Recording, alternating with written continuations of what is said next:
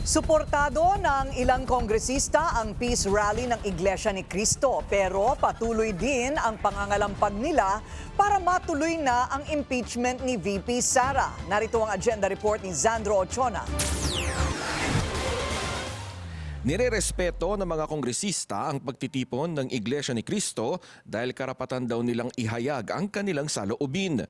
Nakikisa naman po tayo sa peace rally ng INC and lahat naman po yan ay karapatan ng ating pong mga mamamayan na magkaroon po ng maayos na paghahayag ng kanilang damdamin. So mabuhay po ang INC.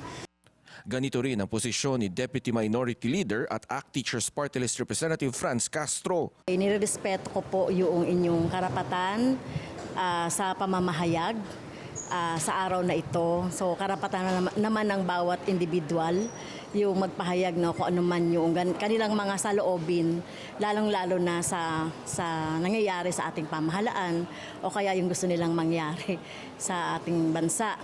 Pero nanindigan ang mambabatas na huwag sana nitong matabunan ng impeachment laban kay Vice President Sara Duterte na kanilang isinusulong. Sana lang ay hindi ito yung katulad na sinasabi ko, no, na baka pagtatakip lang ito doon sa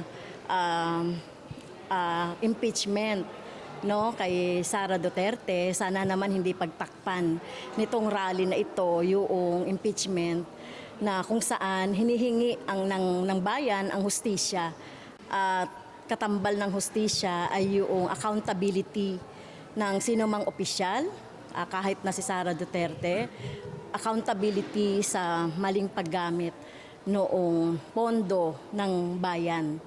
No, kasi nung una kasi parang sinusuportahan nito yung pahayag ni President Marcos tungkol doon sa kanyang disgusto sa impeachment. Nakakasana ang mga susunod na pagtitipon ng mga endorser. May nakatakdang misa sa January 16, inaasahan naman ang paglalabas ng statement ng mga endorser sa January 17. Para sa agenda, Zandro Ochona, Billionario News Channel.